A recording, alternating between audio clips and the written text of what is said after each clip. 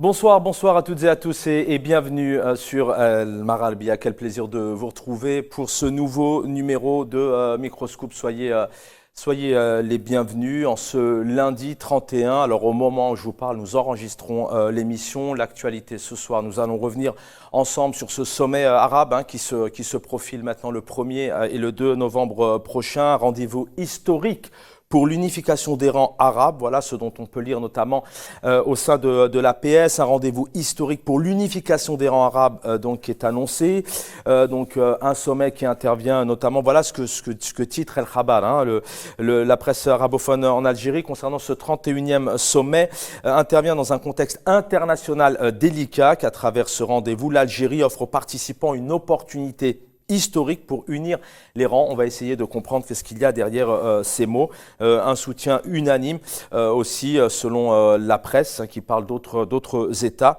notamment puisqu'il s'agit encore ici d'unir les rangs et d'asseoir la solidarité inter-arabe. Alors derrière ces mots, il y a beaucoup de polémiques aujourd'hui. D'abord, est-ce que la date est bien choisie? Puisqu'on va parler aussi ce soir, vous l'avez vu dans ces quelques images, mais vous reverrez aussi tout à l'heure des images qui parlent d'elles-mêmes de ce 1er novembre 54. On va y reparler, mais pour revenir au sommet arabe, il y a pas mal de défections aujourd'hui, notamment de chefs d'État influents dans le monde arabe qui pèsent lourdement sur la région et qui ont aujourd'hui annoncé donc leur absence. On parle du prince d'Arabie Saoudite, le roi du Bahreïn, on parle du sultan d'Oman notamment, le Liban, l'émir du Koweït. On va essayer de comprendre bien évidemment de quoi s'agit-il lorsqu'on parle de ce sommet et notamment pourquoi toutes ces défections.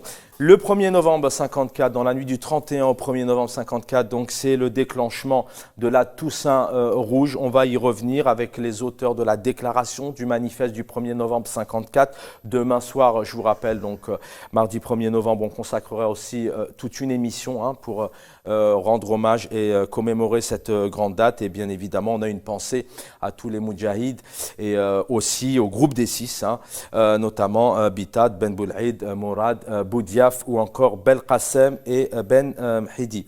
Avec nous sur le plateau, quel plaisir de les accueillir. Abderrahim Moussaouer, bonsoir, bienvenue, enseignant, militant FFS. Bonsoir Chaban, bonsoir Youssef, bonsoir à tous les téléspectateurs de El Mar Arabiya. Merci pour l'invitation. C'est moi qui vous remercie, vous l'avez présenté. Youssef Amar Khodja, militant politique, bonsoir, merci pour votre fidélité, merci d'être là. Merci Chaban, merci à toute l'équipe de El Mar Arabiya, à nos invités, notre frère Abderrahim et d'autres. Et bien sûr, un grand bonjour, un salut à tous nos compatriotes où qu'ils soient. Merci pour eux. Avec nous via Skype en Algérie, Badreddine Galfa, cadre du FIS. Bonsoir, cher Badreddine Galfa, bienvenue. Salam alaikum, merci pour l'invitation. Salut à vos invités, à tous les Mutatabé Mar Arabiya. Merci à tous les trois. Avec ces quelques images, on va lancer donc le sommaire en quelques secondes et on en parle juste derrière.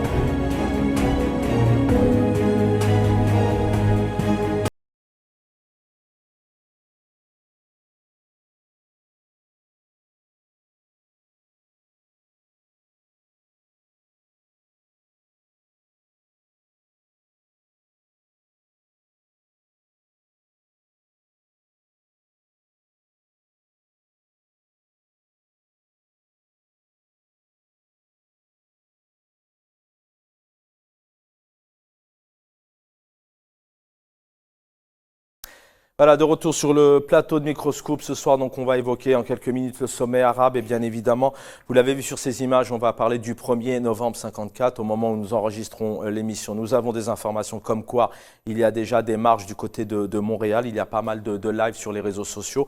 Et une marche à Paris est prévue demain, car nous sommes précisément samedi soir. Et cette émission est diffusée donc maintenant, c'est-à-dire lundi soir. Messieurs, bonsoir une nouvelle fois. Youssef Amar Hodjab, tout simplement, d'abord un mot sur ce sommet arabe.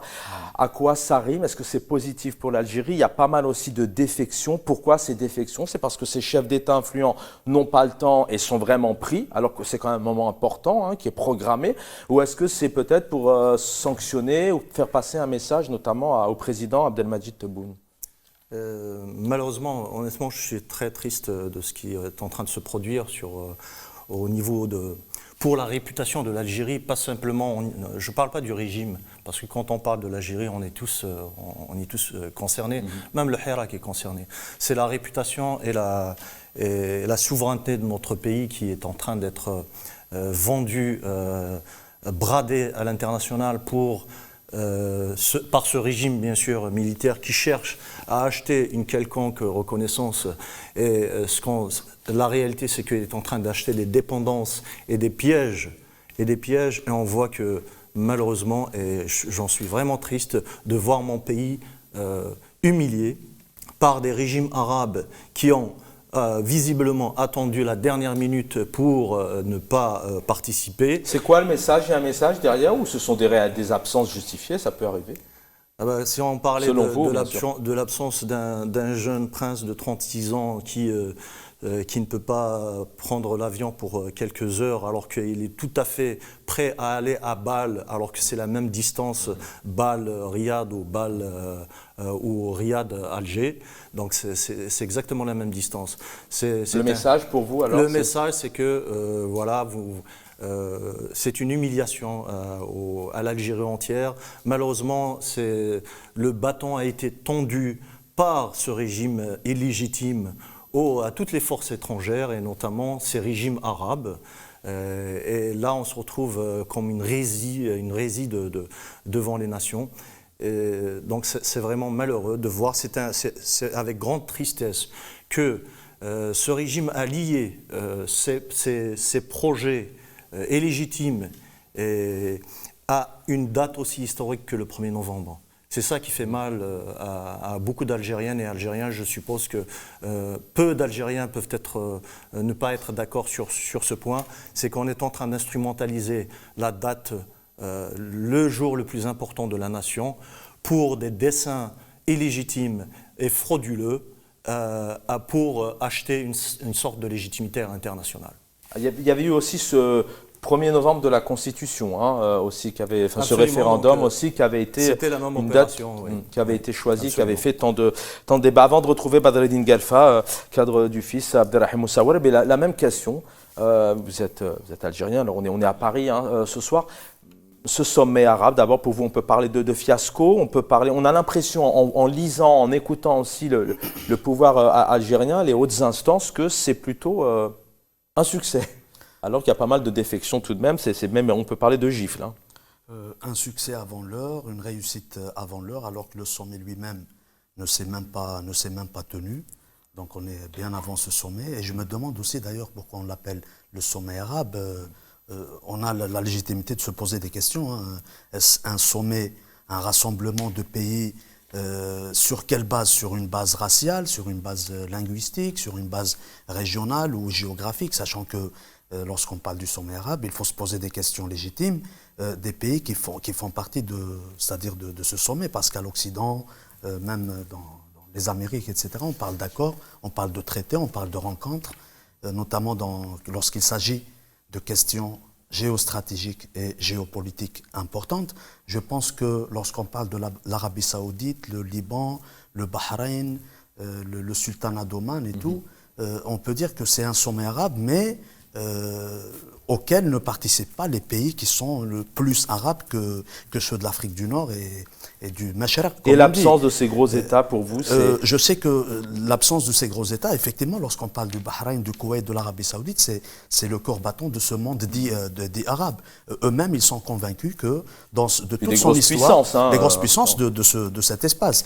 Là, il y a des questions quand même d'alliance internationale qui se posent, parce que le sommet, il se tiendra en Algérie, à Alger.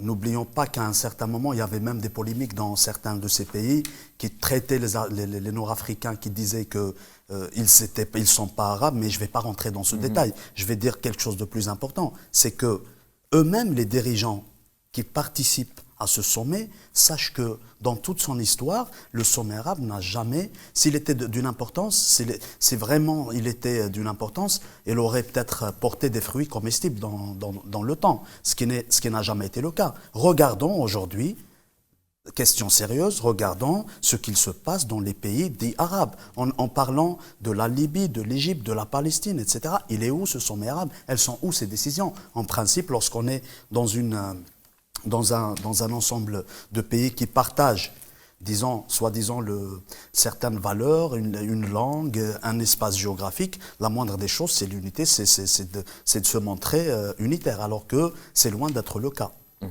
Je reviens à vous dans un instant, mais c'est bien aussi effectivement de revenir un peu sur les objectifs, hein, les contenants de ce sommet qui est en place déjà depuis les années 40. C'est la 31e édition, mais de comprendre la position de l'Algérie notamment dans ce sommet. Badreddine Guelfa, rebonsoir, cadre du FIS. Pour commencer ce rendez-vous, la même question, en plus vous êtes premier concerné, vous êtes en Algérie. Ce sommet arabe, pour vous, ça évoque quoi en cette période de 2022, aussi dans cette période de crise géostratégique où l'Algérie a quelque part tout à gagner, il y a vraiment des cartes à jouer, mais on a l'impression tout de même que, et c'est le cas, c'est annoncé, il y a quand même pas mal de gros patrons, de chefs d'État, de grosses puissances du monde arabe qui ont dit non, on ne vient pas. Quelle est votre vision de ce sommet, 31e sommet arabe en Algérie? Le sommet arabe, en définitive, ça me fait penser aux échecs, aux fausses alliances, aux manipulations, tout ça, c'est ça le sommet arabe. Parce qu'il faut revenir quand même dans l'histoire, comment a été créée la Ligue arabe? C'est la bonne question qu'il faut se poser. C'est sur encouragement de qui? Et maintenant, je ne rentrerai pas dans la polémique, sommet arabe, est-ce que c'est race, langue, etc. Ça, je laisse ça de côté. Mais en fin de compte, qui règne dans les pays arabes? Ce sont forcément des dictatures, des royaumes totalitaires. Donc, on ne peut pas attendre quoi que ce soit, ni en économie, ni au social, ni à l'international, ni dans la culture, ni dans l'éducation, ni rien du tout. On ne peut pas construire avec des dictatures et des royaumes totalitaires. Donc, c'est l'échec après l'échec, et tout ce qui reste, c'est du blablabla, et c'est tout, hein, c'est tout. Les Algériens n'ont rien à voir avec ce sommet.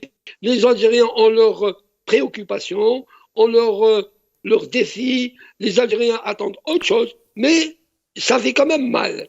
L'Algérie est tournée, il y a un ikhlas, l'Algérie c'est la dérision. L'Algérie là-bas, on a honte. On a honte de voir des royaumes totalitaires se foutre de la gueule des Algériens, même si c'est le régime qui gouverne, hein, même si c'est le régime qui gouverne, mais au final, c'est l'Algérie qui prend les coups. C'est dommage, et c'est ça, ça nous encourage à travailler encore en profondeur pour créer un État, parce que n'oublions pas que notre glorieuse révolution, qui était quand même un modèle pour les peuples opprimés, s'est terminée en queue de poisson. Parce que finalement, c'est le néocolonialisme qui a hérité l'indépendance. C'est ça, nous vivons dans le pays comique. C'est ça le sommet arabe. On n'attend rien de ce sommet arabe, sauf des trahisons et les coups fourrés. Tout simplement, c'est ce qu'il y a à dire pour commencer. Alors, un mot tout de même, et je reviens auprès de mes invités là sur le plateau.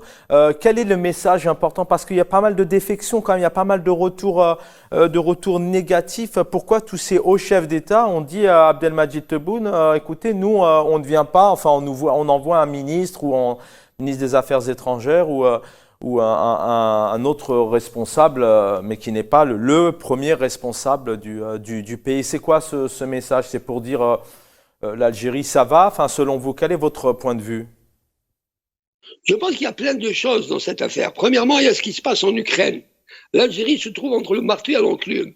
Elle n'arrive pas à suivre les Occidentaux en ce qui concerne la question de la guerre en Ukraine. Leur matériel militaire, tout leur matériel, il vient de Russie. Il y a des pressions. Les États-Unis, n'oubliez pas ce qu'ont essayé de faire les députés américains. Donc là, il y a ce problème. Puis il y a le problème aussi du Maroc. N'oubliez pas que tous ces royaumes, la plupart des chefs d'État arabes ou africains se penchent de plus en plus du côté du Maroc. Donc, il y a toutes ces relations entre les différents États, les différents régimes, qui fait que l'Algérie se trouve malheureusement esselée dans un coin. Et malheureusement, ce que ne comprend pas notre régime, faut comprendre qu'on ne peut pas avoir des relations internationales au sommet sans une véritable légitimité populaire, sans des institutions légitimes, sans la démocratie, sans la liberté, sans la justice. Donc, ils vont traîner l'Algérie dans la boue, comme on dit, et ça ne terminera que par un état de droit réel. Et avant de vous quitter sur cette actualité, vous restez avec nous puisqu'on va évoquer le 1er novembre et je vais demander aussi à mes invités de réagir là-dessus. Vous disiez tout à l'heure, effectivement, je vais un peu vite, mais le peuple algérien se contrefiche de ce moment, de son quotidien. C'est pas le sommet arabe, c'est même si un État, j'ai envie de dire, où le peuple vit normalement, il peut se permettre, il pourrait se permettre d'organiser. Mais c'est vrai que là, on a tendance à voir un certain décalage. Du coup, pourquoi il n'y a pas cette écoute alors? Pourquoi est-ce que le président Abdelmadjid Tebboune, ses ministres, n'observent pas quelques instants d'écoute pour cette jeunesse, cette éducation, ce quotidien des Algériens, qu'il n'y ait pas plus d'écoute et par contre, il y a une écoute particulière pour tous ces événements et ces échanges diplomatiques qu'on voit maintenant depuis plusieurs mois en Algérie, sans parler des Jeux méditerranéens, etc., etc. C'est simple, ils sont en train de rechercher la reconnaissance à l'international. Mais ce qu'ils ne comprennent pas, on ne peut pas avoir une reconnaissance à l'international sans une légitimité à l'intérieur du pays. C'est pour ça que dès le moment où le peuple algérien le slogan au Madaniya Mashi Askari, on voit maintenant des militaires partout, dans les lycées, dans les écoles, dans les mosquées, dans les universités, dans les écoles, partout, dans les stades, dans les compétitions sportives comme les Jeux méditerranéens, etc. Ça d'un, et de l'autre côté, ils essayent de draguer, si j'ose dire, les puissances étrangères en contrepartie, bien entendu. En contrepartie, c'est les intérêts des Occidentaux qui vont puiser dans les puits algériens, malheureusement, pas au profit du peuple algérien, au profit de ces Occidentaux et de leur petit valet qui se trouve là, ça et là en Algérie. C'est tout à fait clair. Et les Algériens s'en foutent du sommet arabe, ils s'en foutent du Polisario, ils s'en foutent de tous ces trucs-là qu'ils font marcher depuis des décennies et des décennies. Les Algériens ont leur quotidien. Leur quotidien quand ils vont au marché, leur quotidien quand ils vont à l'hôpital, leur quotidien quand leurs enfants vont à l'école dans une école complètement à l'abandon, quand ils vont à l'université, c'est l'abandon. Même les écoles supérieures sont dans un état de dégradation incroyable. Donc les Algériens ont leurs problèmes tous les jours. Les Algériens n'arrivent plus à manger. Donc qui peut aussi le sommet arabe, aussi la Ligue arabe pour les Algériens, ça ne représente absolument rien du tout. Merci. Restez avec nous, Badreddine Galfa, Youssef Amar Khoja. Encore quelques petites minutes sur ce sommet, puisque c'est quand même un gros événement, en tout cas qui est attendu.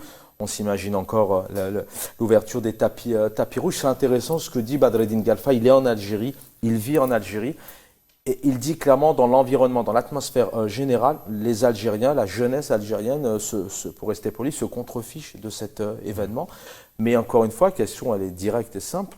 Pourquoi est-ce que ce pouvoir n'est pas plus à l'écoute et donne pas plus priorité à son peuple, à ses compatriotes ? C'est même le contraire qui se passe, c'est-à-dire que là, depuis des jours, la capitale, Alger, est fermée aux citoyennes et citoyens algériens. On a même déplacé des étudiants pour réquisitionner les campus et certains autres locaux proches d'Alger pour faire venir des milliers de policiers et de militaires déguisés en policiers, et ne parlons pas des services. Donc c'est qu'on est en train de priver le peuple algérien du jour le plus important de son histoire, du 1er novembre, avec un semblant, comme disait notre compatriote Badreddine Garfa, il a tout résumé. C'est que là, ils sont en train, comme au début on l'a dit, même Abdrahim, c'est que ce régime, il est dans une fuite en avant, d'aller chercher, voire acheter les quelques miettes de reconnaissance que peuvent vendre certains intérêts étrangers. Et on sait tout à fait, moi je suis d'accord avec Rahim, c'est que ce sommet qu'on pourrait appeler arabophone ne concerne pas les Algériens, et il aurait été mieux de se retirer de la Ligue arabe complètement. La Ligue arabe n'a jamais apporté quoi que ce soit au peuple algérien, et là on voit que l'Algérie est en train, le régime nous a poussés à des situations qui peuvent être extrêmement dangereuses, parce que il y a une trame sur le fond, derrière les coulisses, il y a des conflits très importants entre un clan de Tatbi'. Détrompez-vous que l'Arabie Saoudite a des liens très très forts avec le camp sioniste, et sachant que Jarad Kushner est un ami intime du prince d'Arabie Saoudite. Donc ces choses-là, le peuple et la plupart des citoyennes et citoyens de l'Afrique du Nord, nous sommes au courant, ils sont au courant de ça. C'est que là, le danger, le grand danger, c'est ce sommet soi-disant arabe qui est devenu juste une réunion de petits ministres délégués pour aller manger, boire et dormir à Alger, aux frais de la princesse. Surtout, c'est un sommet qui a été, vous allez voir, on parle de centaines de millions de dollars. On parle pas le manque à gagner pour des gens, par exemple, qui ont dû travailler à Alger, sachant que pratiquement, malheureusement, une bonne moitié de l'économie algérienne est concentrée sur la capitale. Donc toutes ces personnes, toutes ces citoyennes et citoyens qui sont privés d'aller à leur travail ou voire d'utiliser les hôpitaux, ne parlons pas des malades qui sont privés d'aller utiliser certaines infrastructures que seule la capitale a, les hôpitaux de la capitale ont. Donc voilà, on est en train de payer le double, pas simplement pour toutes les dépenses en millions de dollars, pour les tapis rouges, les hôtels 5 étoiles, le Hilton, l'Horaci et compagnie. Et en plus de ça, bien sûr, ils vont manger avec les limousines, tout ça. On est en train de parler de dizaines de millions de dollars au bas mot, qu'on va juste faire venir des ministres. Et en même temps, les répercussions sur l'économie, sur le social, sur des gens qui sont dans la détresse pour aller, comme je disais, pour les hôpitaux et autres à Alger, on est en train tout simplement de salir le 1er novembre devant les yeux du peuple algérien. Le 1er novembre, on en parle. On va revenir sur ce 1er novembre 54 dans un instant. Abdrahim Moussawar, pour quelque part refermer un peu cette première partie d'émission sur sommet arabe. On parle de mots unificateur, solidarité entre les peuples, mais à la fois, c'est pas un scoop. On voit qu'en Algérie, tout de même, il y a deux mondes. Il y a un pouvoir qui ne s'offre pas de bain de foule. Alors c'est peut-être un exemple très bas en termes de réflexion, mais c'est le cas. Enfin, c'est un bon exemple. Et c'est vrai que, mais par contre, à chaque fois, c'est vrai que quand on lit les interviews, les responsables du Conseil de la Nation, du Parlement, le président de la République, Abdelmadjid Tebboune, et là, on parle vraiment de cheville ouvrière, dans l'unification, alors qu'avec le peuple algérien, c'est difficile, et alors que il y a encore des gens qui scandent toujours ce Daoula Madaniya Machi Askaria, qui veulent vivre autrement. Ce qui est certain, c'est que, c'est-à-dire devant ce qui se passe en Algérie, la réalité populaire, la réalité sociale du terrain, et cette idée que nous vendent, que ce soit le premier magistrat du pays, désigné bien sûr Abdelmadjid Tebboune, ou les autres responsables, les ministres, etc., c'est que là, on est passé d'un mensonge d'État à une schizophrénie institutionnalisés, dans le sens où ils se sont créés un monde. Au début, c'était par crainte de ces élans de cet élan populaire du Hirak, les manifestations. Et par la suite, ce monde dans lequel, c'est-à-dire qu'ils se sont créés, finalement, ils sont parvenus à y croire. C'est-à-dire, ils croient que réellement, que ce sommet arabe, c'est l'unification du monde arabe, des peuples, etc. Alors que ce qu'il se passe en Algérie, et même dans ces pays qui vont participer au sommet arabe... Oui, on peut avoir aussi une pensée pour ces peuples. Ces peuples, bien sûr. Là, on peut parler de fraternité entre les peuples, etc. Mais cette fraternité, elle est loin d'être imaginée telle qu'elle est réellement par les dirigeants. Malheureusement, ce qui va se passer en Algérie à partir du 1er novembre, c'est-à-dire le sommet arabe, c'est qu'à un certain moment, l'Algérie, on l'appelait la Mecque des révolutionnaires. Aujourd'hui, c'est malheureusement, c'est-à-dire elle est devenue malheureusement la Mecque des dictatures, la Mecque des dictateurs. On appelle des sultans, des rois, des princes, des présidents qui sont illégitimement désignés dans leur pays, mais ce fossé entre les dirigeants et le peuple, et les différents peuples, je parle au pluriel, il est en train de se creuser encore plus. Et j'ai peur que les répercussions soient c'est-à-dire ingérables par la suite. C'est pour ça que moi, mon espoir, c'est qu'il se place toujours du côté des peuples,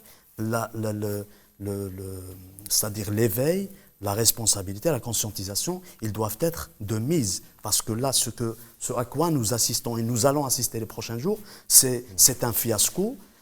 Et là, on essaie de vendre une image d'un pays qui a changé, comme le disait... D'ailleurs, le régime algérien, c'est l'un des plus grands spécialistes des détournements des dates historiques. Le 5 juillet, le 29 septembre, le 20 avril, le 22 février en 2019 et en 2020 par la suite, on parle de talahum, la cohésion entre l'armée et le peuple, alors que le 22 février, dans l'esprit du peuple, c'est quoi? C'était un sursaut populaire pour marquer définitivement cette rupture entre les classes sociales, entre le peuple et les régimes autoritaires. Hirak Moubarak annoncé quand même par le président Tebboune. Hirak Moubarak qui a été annoncé par le président Tebboune, il a été repris le mot par Mohamed Tajadith en allant devant la Grande Poste tous les soirs pour faire un live. Regardez bien, il dit, puisqu'on nous traite de terroristes, puisqu'on nous emprisonne tout simplement à chaque fois qu'on met en avant l'idée du Hirak, je vais utiliser le même langage qu'eux. Il disait Hirak Moubarak, il s'est fait emprisonner. Et là, prochainement, le 1er novembre, après avoir trahi cette date il y a 2 ans, en 2020, en organisant un référendum anti-national, anti-populaire, anti-social, aujourd'hui, ils organisent un sommet arabe. Je pense que c'est une trahison envers le peuple, envers son histoire et envers les dates historiques qui ont construit notre nation. Alors en pensant à Mohamed Tajadid et au moment où nous enregistrons cette émission, c'est-à-dire samedi soir, il est toujours incarcéré et sachez que sa famille est aujourd'hui donc appelée à répondre devant la justice. Badreddine Galfa est avec nous. Rebonsoir Badreddine Galfa. On va revenir sur ce 1er novembre 54 dans la nuit du 31. Donc c'est cette Toussaint rouge. On va voir certainement, alors ça marche actuellement déjà au Canada depuis quelques heures. Demain, certainement, c'est dimanche, demain il sera dimanche, ça va certainement sortir en tout cas, par exemple à Paris, puisque les Algériens en France sont attendus. Ce sont les fils, les petits-fils des Moudjahides qui continuent à sortir en Algérie quand ils le peuvent, parce que je rappelle que les manifestations, elles sont très très encadrées pour pas dire interdites. Ce 1er novembre 54, il est toujours d'actualité. Il y a je lance une question générale et comme ça vous pourrez échanger sur les dernières minutes. Ce 1er novembre 54, il y a eu la guerre.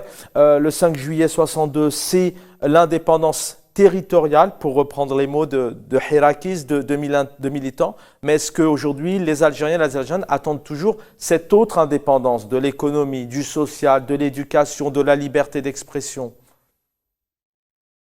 Moi, je vais revenir. Je vous en prie. Je vais revenir à ce qu'a dit un certain nombre de ténors de la révolution algérienne. Je ne parlerai pas à ce moment-là de ce qu'ont dit les jeunes, Hirak. Souvenez-vous que Hussein Ahmed Rahimahullah, qu'est-ce qu'il a dit? Quand on a libéré la terre, mais on n'a pas libéré le peuple, on n'a pas libéré l'insan. Ahmed Hamid Mahdi Rahimahullah, واش قال؟ قال ما حققنا من البيان تاع أول نوفمبر إلا الأرض، l'unité تاع الأرض. Bon, Abbasi Madani, qu'est-ce qu'il a dit? قال لك l'indépendance a été édité par le néocolonialisme. Et ces trois bonhommes, dans la symbolique, c'était des jeunes qui étaient la nuit du 1er novembre dans le combat. Donc, si ces gens-là disent ceci, que pouvons dire nous et que peuvent dire les jeunes maintenant qui vivent la misère dans tout son sens économique, social, éducatif, culturel, politique, في كل شيء. اليوم الجزائر ما حققت من أول نوفمبر ولا شيء إلا وحدة التراب الوطني. Et même وحدة التراب الوطني, à mon avis, si ça continue comme ça, le grand risque pour moi, bien entendu dans ma lecture, c'est une déflagration totale. Il y a un grand risque pour moi, le pays est تقسم. Et puis, Rabbi يجيب الخير, on risque de voir les États-Unis s'implanter في Hassim Saoud et laisser l'Algérie l'autre pour la débandade et faire la guerre civile. J'espère que nous, en tant que peuple, en tant qu'élite, en tant que parti, en tant que syndicaliste, en tant qu'homme politique, في الخارج في الداخل, نفهموا les risques majeurs اللي راهم موجودين في الجزائر pour pouvoir نكونوا un noyau كبير en cas de déflagration. La dérive. Maintenant, ceux qui sont au régime, pour moi, ils s'en foutent royalement parce que finalement, ce qui compte pour eux, tout leur combat, tous ces. Moi, je reviens à ce qu'a dit votre invité. J'ai deux filles qui sont dans une cité universitaire à Alger, c'est des étudiants de là-bas, et ben, حتى le restaurant, les Hadliamat jusqu'au 5, pas de restaurant. Donc, des cités ont été vidées pour qu'il y ait un risque zéro, la sécurité des premiers ministres qui vont arriver, des ministres de quelques chefs d'État qui vont arriver à Alger. Donc, le 1er novembre, pour moi, c'est quoi le 1er novembre? Le 1er novembre, malheureusement, qui était, أول novembre, la révolution algérienne, le FLN historique, qui est une référence pour tous les peuples opprimés d'Amérique du Sud et d'Afrique. Malheureusement, 1er novembre, جاتنا l'imposture, la bouteflika, comme a dit Ben Chikou, يعني هذا الإنسان qui a بقى 20 سنة avec tous ses amis, ses bandits qui ont ruiné le pays في كل شيء. L'Algérien اليوم لازم نعترفوا, يعني لازم les penseurs, les sociologues, les psychologues se penchent sur le cas algérien parce que on est devenu pratiquement on est tous malades. Il y a des traumatismes individuels, des traumatismes collectifs. Tout ça, c'est un grand chantier qu'il faudra travailler pour que l'Algérien redevienne l'Algérien al-Haqiqi à travers l'histoire, qui était un vrai combattant de la liberté, qui a pu développer pas mal de choses. Et là, quand j'apprends l'histoire du temps des Romains, quand Jules César, par exemple, était avant qu'il soit empereur, qui gère l'Afrique du Nord, ou chef, quand il est parti au Parlement romain, qu'est-ce qu'il leur a dit? Quand je pense que les Romains se sont implantés, il y avait des mairies, il y avait des assemblées, il y avait l'Algérie exportait beaucoup de choses, même le blé, même des trucs qui mettent le cuivre. Maintenant, on est là à mendier, à tous les matins, chauffe le port, les bateaux qui arrivent pour nous ramener à manger. Mais pour le construire. Donc vraiment, l'Algérie, c'est notre pays. L'Algérie, c'est notre histoire, c'est notre présent et c'est l'avenir de nos enfants. Donc, notre génération, je pense, j'appelle tous les gens de notre génération à plus de sacrifices, à plus d'union, à plus de ténazoulet, à plus de courage. Je reviens à vous, cher.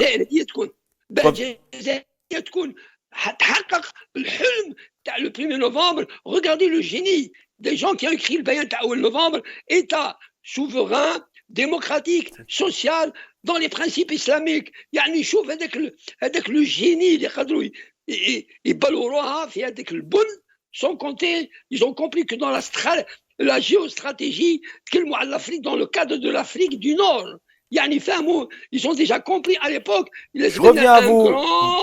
Un grand État. Je reviens à vous dans. Je reviens à vous, cher Badreddine Galfa, dans un instant. Messieurs, on va parler bien sûr de la suite. Il nous reste une quinzaine de minutes. Il y a pas mal de manifestations. Je vous le disais tout à l'heure, en ce samedi, en fin de journée, il y a pas mal de monde déjà au Canada, avec notamment la caravane. Coordination des actions Hirak de plusieurs villes européennes et nord-américaines. Pour vous, messieurs, sur le plateau, rapidement. Voilà ce que dit le communiqué, mais dont vous connaissez là, puisque vous êtes organisateur aussi sur Paris. Il est triste maintenant de constater qu'après toutes ces années, on retrouve dans notre pays les grandes lignes de la structure coloniale. Plus de 326 prisonniers d'opinion, dont 6 femmes. 11 000 ont été incarcérés. Beaucoup sont sous contrôle judiciaire. 160 prisonniers politiques des années 1990 sont emprisonnés injustement dans des conditions inhumaines, maltraitance, torture, etc. Absence totale d'hygiène. Est-ce que, Youssef Amal Khoja, pour vous, depuis 62, où il y a eu cette indépendance territoriale, elle est là, cette indépendance, puisque la France a quitté le pays. Est-ce que le peuple algérien est toujours dans cette analyse, est toujours dans cette attente de cette indépendance? On l'entend dans le cadre des marches notamment. Absolument, c'est que on aurait espéré, honnêtement, j'aurais souhaité que l'occasion du 1er novembre puisse vraiment faire l'emchaml avec le peuple algérien, c'est-à-dire de revenir à son propre peuple. Même ce régime a fauté expressément et depuis des années, depuis même l'indépendance, c'est qu'il n'est jamais trop tard pour bien faire. La première des choses, on le scande depuis des années, depuis déjà 3 ans. La libération de tous les détenus d'opinion, c'est la clé de voûte. C'est intéressant ce que vous dites rapidement, c'est-à-dire que c'est vrai que le Hirak, les Algériens ne sont pas dans la hantise ou dans quelque chose de haineux. Ce qu'ils veulent, c'est changement de système et absolument, et surtout, ils attendent une écoute. On ne veut pas que l'État algérien subisse quoi que ce soit. C'est-à-dire que nous, on invite ce régime. Le Hirak l'a dit à plusieurs reprises. On invite ce régime tout simplement à passer, à ce qu'il y ait une transition pour une passation de pouvoir vers les civils. Mais on n'a jamais menacé l'armée. On n'a jamais dit que au contraire, notre armée, c'est une institution que nous chérissons tous. Cependant, voilà une occasion. Il y a encore 2 jours devant nous. Je crois que les sages pourrait entendre un appel de toutes les Algériennes et les Algériens. Les sages comme qui? Comme le président? Je crois que dans notre armée, il doit y avoir quand même des sages. On est tous des Algériens, on a tous ces sensibilités, on est tous moulés sur la même culture. Donc il doit y avoir quand même des gens qui se disent, voilà, c'est l'intérêt national d'aller vers l'apaisement, de libérer tous les détenus d'opinion, d'ouvrir l'espace de discussion, de laisser libre champ à la réunion des partis politiques et des associations et des syndicats. Donc tout ça, c'est possible de le faire à moindre frais, c'est-à-dire sans que ces généraux milliardaires aient à craindre que leur tête tombe ou que leur fortune s'évapore. Non, on peut tout à fait trouver une solution avec une transition vers un transfert du pouvoir vers les civils, ce qui va prendre Mais est-ce du qu'on temps. peut y croire aujourd'hui avec cette nouvelle Algérie quand même annoncé par le président Abdelmadjid Tebboune? Est-ce que ces propositions, ce relationnel dont vous parlez, et le Hirak l'a prouvé, le prouve encore, dans un pacifisme total, dans une ouverture d'esprit, d'écoute, est-ce que de l'autre côté, il pourrait, parce que ce n'est pas le cas actuellement, mais on est obligé, Chavan, c'est ça le souci, c'est qu'on est obligé parce qu'on est rentré dans une phase extrêmement dangereuse à l'échelle internationale. C'est-à-dire que là, quand vous voyez le sommet arabe, mais à côté, il y a nos voisins marocains qui souhaitent aussi organiser à Dakhla une réunion en invitant l'ennemi de toute la région à ce sommet. Ça, on est en train d'augmenter, d'aller dans l'inflation de la provocation, alors que honnêtement, il n'est jamais tard pour bien faire. Moi, à mon petit niveau, je demande juste, on peut tout à fait transformer le 1er novembre comme une porte d'apaisement, donc en libérant, comme je l'ai dit, tous les détenus d'opinion, mais aussi avec une main tendue avec nos frères marocains et essayer de les convaincre de ne pas aller vers l'escalade, de revoir leur décision d'aller faire des liens avec le camp sioniste. Alors que en même temps, il y a certains faucons dans l'armée algérienne qui peuvent faire venir l'Iran et le matériel militaire iranien sur nos frontières. Mais ça, c'est une escalade extrêmement dangereuse pour toute la région. Abdelrahim Moussaouel, pareil. Je pense que Réaction. Et puis, est-ce que depuis maintenant plusieurs décennies, le peuple algérien est toujours en attente d'une réelle indépendance? En tout cas, c'est ce qu'on entend. حررنا الأرض ولم نحرر الإنسان, c'était la fameuse phrase de Hossein Hamd al-Rahmoud, c'est-à-dire, il disait, nous avons libéré le pays, mais nous n'avons pas libéré l'homme. Et là, ce que vous avez lu tout à l'heure sur cette déclaration, il y a cette phrase qui attire l'attention de chacun d'entre nous, les grandes lignes de la structure coloniale. C'est-à-dire, nous y sommes toujours. Sauf que, depuis les indépendances, je parle d'Algérie, je parle des pays de l'Afrique, de l'Ouest, de l'Afrique du Nord, il y a eu l'indépendance territoriale, mais aussitôt, il y a eu la mise en place de régimes néocoloniaux qui gouvernent jusqu'à aujourd'hui, qu'on le veuille ou pas. C'est une réalité parce qu'ils ont des injonctions de l'Occident, de la France anciennement coloniale, etc.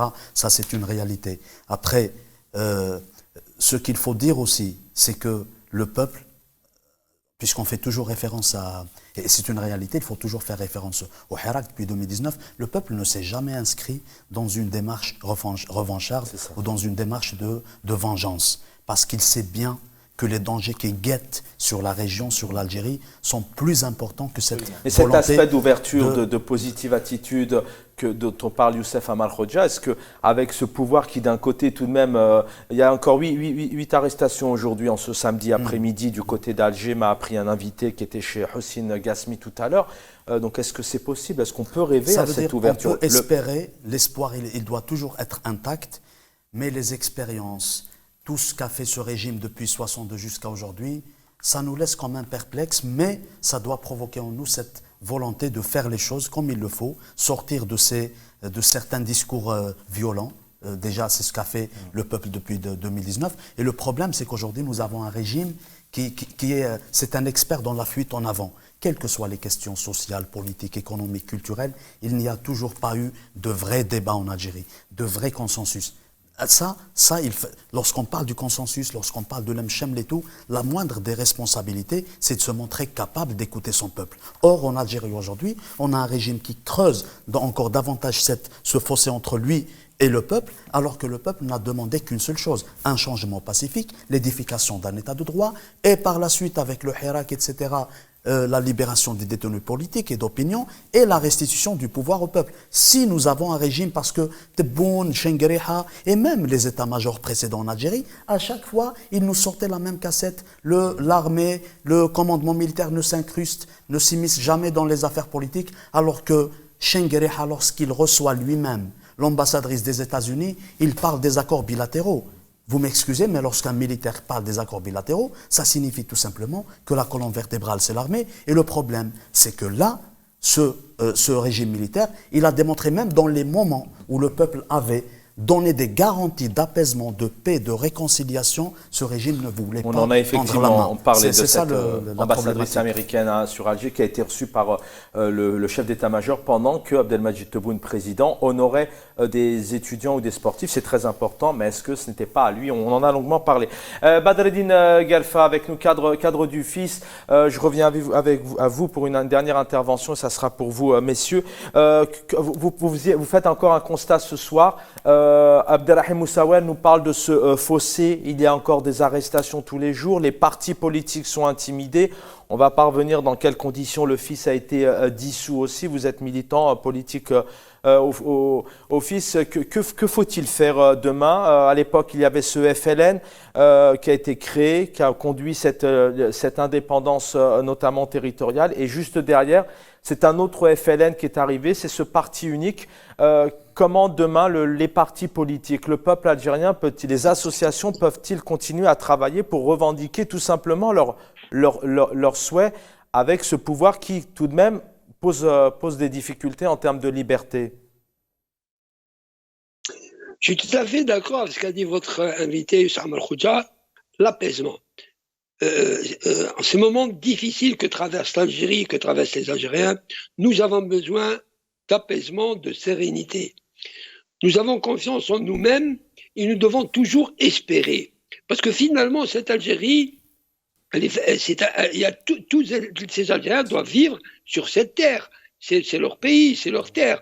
Donc, nous espérons des mesures d'apaisement réel. Il y a des prisonniers politiques, les prisonniers d'opinion qui croupissent dans les prisons algériennes alors qu'ils n'ont absolument rien fait sauf revendiquer un état de droit, un état de liberté et de justice. Alors, et de l'autre côté, il faut discuter, il faut écouter. Bien entendu, le régime doit écouter le peuple, mais les élites doivent aussi s'écouter. On doit écouter toutes les tendances politiques, même les partis qui ont un petit peu travaillé avec ce régime doivent revenir à la réalité d'Al-Bled, leurs militants doivent travailler pour reprendre la destinée de leur parti, parce qu'on ne peut pas parler de démocratie sans parti, bien entendu. Oui, mais on a l'impression, on a quand même l'impression, et c'est une réalité, que c'est de l'autre côté que ça coince. Le MDS est intimidé, l'UCP, l'UDS, le RCD, on vient de leur refuser notamment leur congrès universitaire. C'est compliqué tout de même pour les partis, le vôtre aussi. Oui, c'est pour ça qu'on appelle un apaisement du côté du pouvoir. Du côté du pouvoir, parce que les partis dans un état lamentable, il y a encore justement des pressions du pouvoir, il y a des pressions à Djiba. Pour créer une association de quartier, il faut vraiment se lever de bonne heure pour avoir son agrément, alors que leur constitution imposée aux Algériens, justement un 1er novembre, elle dit que les associations, c'est déclaratif. Dans la réalité, c'est faux. Dans la réalité, il y a une enquête policière, une enquête administrative, ça prend du temps, juste pour une association de quartier. Hein. Donc, on est encore très loin de la construction d'un état de droit, mais il faut continuer. Mais je crois que les élites algériennes, surtout du Harak, doivent comprendre qu'on doit se parler, qu'on doit s'écouter, qu'on doit travailler sur Haja, qui est un SMIG politique qui soit très proche du Talbayan Taoul novembre pour donner de l'espoir aux Algériens. Bien entendu, bla khaouf, les Algériens ta'abou min al-khaouf, ta'abou min al-dhulm, ta'abou min l'oppression, min la répression. Côté, on doit être l'espoir de ce peuple algérien, toutes tendances confondues, tout âge confondu, hommes et femmes, jeunes et vieux, on doit travailler parce que les Famounes qui ont le pouvoir, ils le savent plus que nous, ils le savent que l'Algérie est vraiment en danger, ils en profitent pour manipuler, mais là on en parle pour qu'ils reviennent à la raison. Ce peuple a besoin de souffler. Merci. Merci infiniment, cher Badreddine Guelfa. Je vous garde pour terminer l'émission avec nous. Il nous reste, messieurs, 4 minutes d'émission, des slogans qui sont nés notamment en référence à des chouhadas de la lutte anticoloniale. On le disait, Ali Lapointe, Amerouche, Ben Mhidi par exemple. Voilà ce qu'on a pu lire. Oh Ali Amar, mon pays est en danger. Nous continuerons la bataille d'Alger. Nous sommes les descendants d'Amirouche et nous n'y retournerons jamais. Ben Ramadan, bien évidemment, état civil et non militaire. Je le rappelle encore une fois, on est samedi soir, demain c'est dimanche, même si l'émission est diffusée en ce soir de lundi. Au moment où nous enregistrons l'émission, donc la marche aura lieu demain à Paris, elle est attendue. Vous faites partie de ces organisateurs. D'abord, je pense qu'on attend du monde, on y sera bien sûr. C'est ça l'avenir, c'est toujours de marcher, de se réunir, de continuer à ce que peut-être le pouvoir vous tende la main aux Algériens. C'est tout simplement, on fait je parle qu'à mon nom et puis en tant que simple organisateur avec des dizaines d'organisateurs au sein des autres collectifs de Paris. On continue à porter le flambeau et surtout à porter la voix. Nous sommes en train de porter la voix de notre peuple qui est réprimé, qui n'a plus la possibilité de dialoguer, c'est-à-dire de porter ses aspirations comme il l'avait fait pendant 2019. Pas de manif aussi, hein. Je crois qu'on ne peut pas manifester non, à Alger est bouclé. Alger encerclé et bouclé. Cependant, un petit message d'un simple citoyen en disant qu'il n'est jamais trop tard pour bien faire. Le 1er novembre est une date historique. Même ce régime pourrait se racheter quelque chose vis-à-vis de notre peuple en mettant ces 2 points, à mon avis, de la libération des détenus d'opinion, on peut marquer un point honorable, c'est-à-dire pour éviter le déshonneur complet du 1er novembre et de ce régime en même temps. Donc les décisionnaires qui se reconnaissent, bien sûr les généraux, peuvent tout à fait essayer, tout simplement, libérer les détenus d'opinion. Et ensuite, faisons de ce 1er novembre une main tendue. Au lieu que ce soit un sommet des pays arabophones, disons qu'à nos frères de l'Afrique du Nord, donc tunisiens, libyens et surtout marocains, et la Mauritanie et d'autres pays, qui sont nos frères, allons-y, essayons d'avoir le courage politique de dire, voilà, on cesse de faire venir des ennemis sur nos frontières, on ne veut pas d'Iran, ni Poutine, ni les États-Unis, ni la France, ni Israël sur nos frontières. Nos problèmes, nous allons les régler entre nous, entre frères. Je pense Le mot de la fin. Le sursaut populaire dont a fait preuve le peuple algérien depuis 2019, il dépasse clairement les frontières algériennes parce que on parle d'une véritable libération de l'Algérie, etc. Mais au-delà de ça, on parle de tous ces peuples qui sont réprimés, qui sont opprimés, qui sont emprisonnés, qui sont incarcérés injustement par les dictatures. Et là, j'ai une pensée particulière à tous les détenus politiques et d'opinion en Algérie.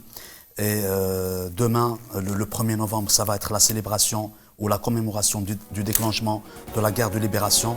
Novembre 54, novembre 2022, 2 dates, 2 générations, une génération qui a magistralement libéré l'Algérie, mais une autre génération d'aujourd'hui, celle qui va libérer l'Algérie et son peuple du diktat, de ce joug, de ce pouvoir néocolonial. Belle image de fin entre toutes ces générations, elles sont même plusieurs. Aujourd'hui, on parle même de petits-fils, d'arrière-petits-fils de Moudjahid. Merci Youssef Amar Khoja pour votre fidélité d'avoir été avec nous, militant politique.